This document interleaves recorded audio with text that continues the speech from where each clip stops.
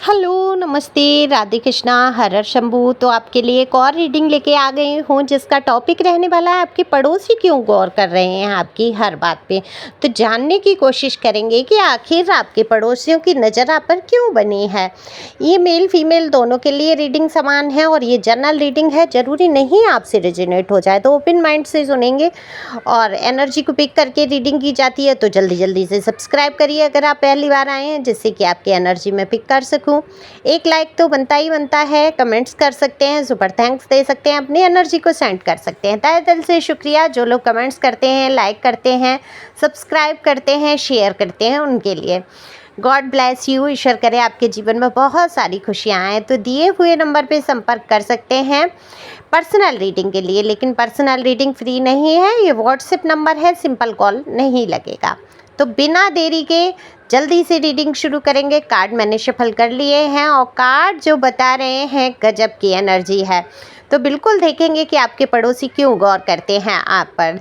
देखो, अगर मैं पड़ोस की बात करूं तो बहुत सारे लोगों के यहाँ तो ये है कि वो किसी से मतलब ही नहीं ज़्यादा रखते हैं, अपने आप में रहना उनको पसंद है, अपनी फैमिली खुद का, या कुछ लोग अकेले सिंगल भी हैं, कोई जिम्मेदारियां उनको निभा रहे हैं, तो अपने आप से मतलब रखते हैं। आपको ये पता नहीं चलता कौन गौर कर रहा है कौन नहीं। अगर आपको पता भी चलता है तो आप मतलब नहीं रखते, आपको ये पता ही नहीं है कि आप अगर फ्लैट वगैरह में कहीं रहते तो एक ही बिल्डिंग में रह के आपको ये नहीं पता किसके घर में क्या चल रहा है। लेकिन लोगों को बहुत ये आपके बारे में हर चीज़ जान लेने की उत्सुकता बनी रहती है। ये लोग जो पड़ोस में आपके रहते हैं, ये आप एक ही बिल्डिंग में कहीं रहते हैं, सोसाइटी में कहीं रहते हैं, तो ये लोग बहुत नज़र रखते हैं आपके ऊपर, आपके बारे में हर चीज़ को जान लेना चाहते हैं। दरअसल जब आप घर से निकलते हैं तो आपका जो पहनाव है, रख रखाव है, बहुत ही अच्छा तरीका है आपका। और आप जिस तरीके से खुश मिजाजी से एकदम हर किसी से बात करना, इज्जत देना, तौर तरीके आपके जो हैं वो बहुत आकर्षित करते हैं लोगों को, और लोग उसके बारे में चर्चा करते हैं, उनका गौर जाता है। हर बार जब आप निकलते हैं तो एक नया ही तरीके हैं, कोई नई ड्रेस, नया कोई पर्स, नई कोई सैंडल, कोई चप्पल, कोई पैंट, कोई शर्ट, कोई कुर्ते पजामे। देखो, मेल फीमेल यहाँ दोनों की बात हो रही है। तो कुछ आप ऐसा नया आपके साथ होता है, कोई हेयर स्टाइल या कलर आपके हेयर का, जिस पे कि पड़ोसियों का गौर चाहता है। बहुत सारे लोग जो है कहीं ना कहीं आपको फॉलो करते हैं, फॉलो करके आपके जैसा बनने की कोशिश करते हैं। तो जानना चाहते हैं कि आप ऐसा क्या करते हैं, या आप कितना खर्चा करते हैं अपनी चीज़ों पे, लाने में, आने में। आपके बारे में जानने की बहुत उत्सुकता है आपके पड़ोसियों को, जो भी पास पड़ोस में रहते हैं, जो आपको जानते हैं, पहचानते हैं, समझते हैं। और जो लोग नहीं भी जानते हैं, अगर आप निकल के जाते हैं तो उनका गौर आपकी तरफ ज़्यादा है। सबसे पहली तो मैं बात बता दूं, आपका ऑरा इतना पॉजिटिव है कि लोगों को अपनी तरफ खींचता ही खींचता है। ऑरा आप सभी जानते हैं ऑरा क्या होता है, अगर नहीं जानते हैं तो यूट्यूब पे बहुत सारे वीडियो दिए हैं ऑरा के बारे में, उनको आप सुन सकते हैं। यहाँ अगर मैं ऑरा को लेके चर्चा करूँगी क्या है कैसे है तो बहुत लंबा वीडियो हो जाएगा।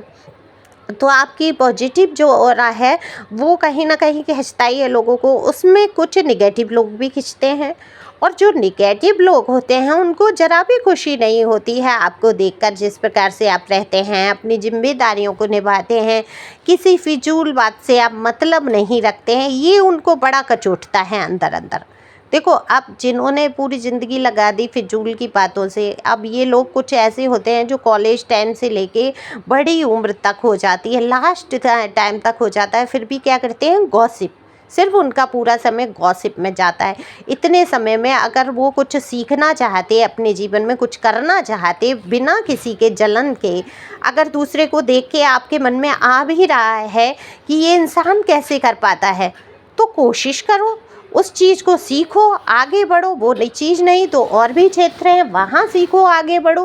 तो वो क्षमताएं तो हर किसी इंसान के अंदर होती हैं, बस पहचानने की देर होती है। देखो, बुद्धि ईश्वर बना के भेजता है, उसका पता है बहुत थोड़ा सा पार्ट हम खोलते हैं अपनी बुद्धि का, सारी उम्र हम थोड़ी सी ही बुद्धि खर्च कर पाते हैं, जितना भंडार है हमारे अंदर उसका उपयोग ही नहीं होता।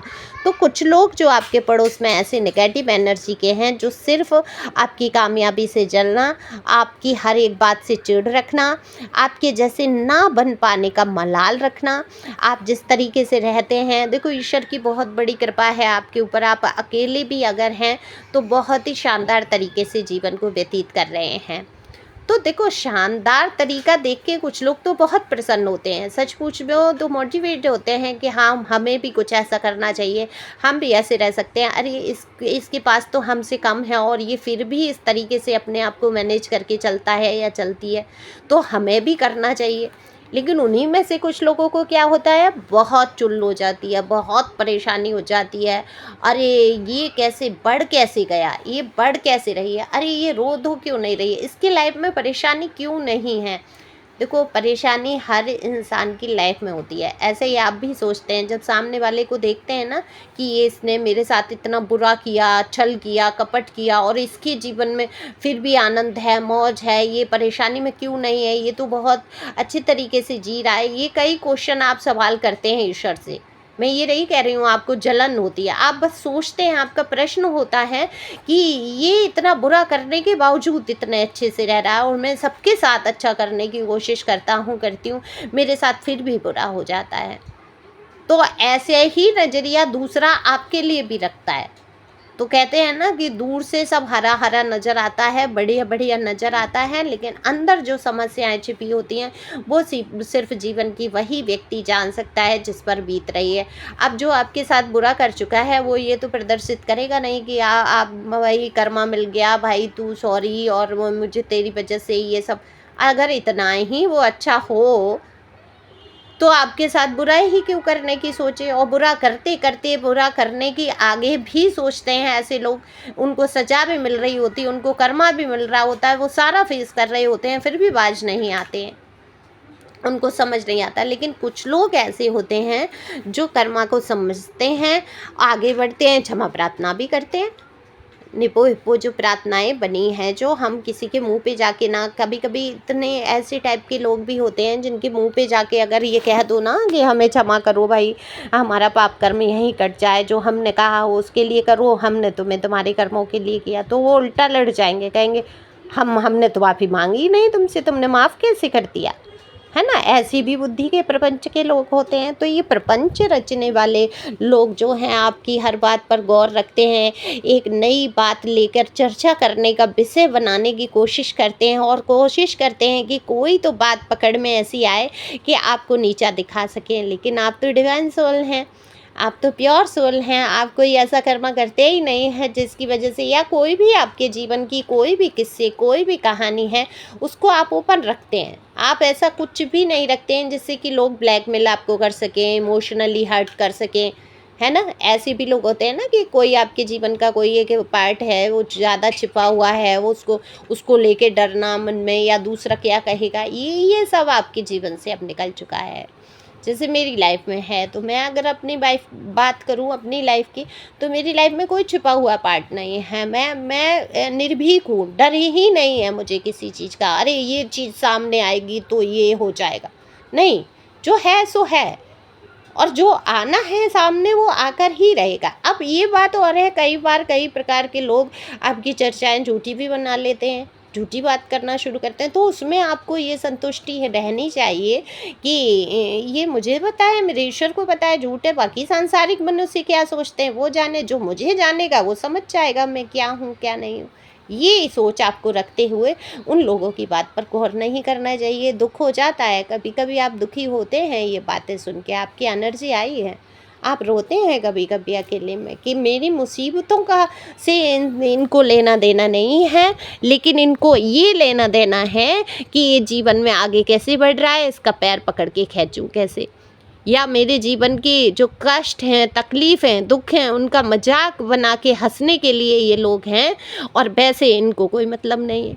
ऐसी कई बार आपके मन में सोच आती है, दुख होता है आपको, तो यहाँ पर दुखी नहीं होना है, क्योंकि ईश्वर सब जानता है और ईश्वर के अलावा कोई सहारा नहीं देता है। एक माध्यम जरूर बनाते हैं ईश्वर, भाई कहते हैं पास पड़ोस में रह रहे हो, रिश्तेदार हो या कोई भी हो, एक दूसरे के सुख दुख में खड़े हो जाओ, लेकिन आपने कभी देखा क्या सच में लोग दुख में शामिल होते हैं? क्या सच में लोग खुशी में शामिल होते हैं? नहीं, उसमें भी उनको 4 बातें चाहिए होती हैं। तो इस प्रकार की एनर्जियाँ होती हैं संसार में और उनको फेस भी करना पड़ता है। तो आपके पड़ोसी आपकी हर बात पे गौर करते हैं, आप कब आए, कब गए, कब कौन आपके घर आ रहा है, कौन जा रहा है, कोई नहीं आ रहा है तब भी प्रॉब्लम है कि अरे इसके यहाँ तो कोई आता ही नहीं है, और कोई आता है तो भी प्रॉब्लम है, अरे इसके यहाँ तो बहुत लोग आते हैं। ऐसे मतलब अलग-अलग एनर्जी आई है, तो जिसके यहाँ जो समस्या है अपने हिसाब से लीजिए। तो ये लगा रहता है। तो आप अकेले रहना चाहते हैं, आप बिल्कुल किसी को नहीं चाहते, आप जमा बाड़ा भीड़ भाड़ बिल्कुल मुझे यहाँ दिख रहा है पसंद नहीं कर रहे हैं, ना लोगों की बात को आप सुनना चाहते हैं, कौन क्या किसके यहाँ क्या चल रहा है आपको कोई मतलब नहीं, आप अपने आप में मगन है। कहते हैं ना मस्त राम मस्ती में और आग लगे चाहे बस्ती में। तो इसी हिसाब से रहना चाहिए, ये एनर्जी बेस्ट होती है। कहीं ना कहीं इस एनर्जी में मैं भी हूँ। अब ये तो मैं नहीं चाहती हूँ कि आग लग जाए बस्ती में, सब खुश रहें, सबके जीवन में खुशियाँ आएँ, ईश्वर करे। जो मेरा बुरा करे उसके भी जीवन में खुशियाँ आएँ, जो मेरा अच्छा करे उसके भी जीवन में। सबके साथ सदा एक से भाव रखते हुए आगे बढ़ें, खुश रहें, मस्त रहें। हमेशा मैं कहती हूँ आगे बढ़ें, मस्त रहें। क्यों कहती हूँ? आपके ज़्यादा सोचने से कुछ नहीं होता है। एक जगह बैठे सोचते रहेंगे तो जीवन में कोई परिवर्तन नहीं आएगा, लेकिन आप जब आगे बढ़ेंगे, चाहे बेमन से ही सही, कहते हैं ना जैसे जप का कहते हैं, पूजा का कहते हैं, पाठ का भी कहते हैं, भगवान कहते हैं कोई नफ़रत में भी मेरा नाम लेता है तो मैं उसको तार देता हूँ। तो इसी प्रकार से जीवन की कहानी है, स्टोरी है कि आप बिना मन के कोई भी प्रयास करके आगे चलने की तो कोशिश करते हैं ना, तो जो चलने की आप कोशिश करते हैं तो निश्चित तौर पे आपको ईश्वर आगे पहुंचाता है। तो हमेशा चलते रहें, मैं इसीलिए कहती हूँ हमेशा खुश रहें, मस्त रहें, आगे बढ़ते रहें। Thank you for watching my channel. Thank you angel, thank you God, thank you प्यारे व्यूअर्स।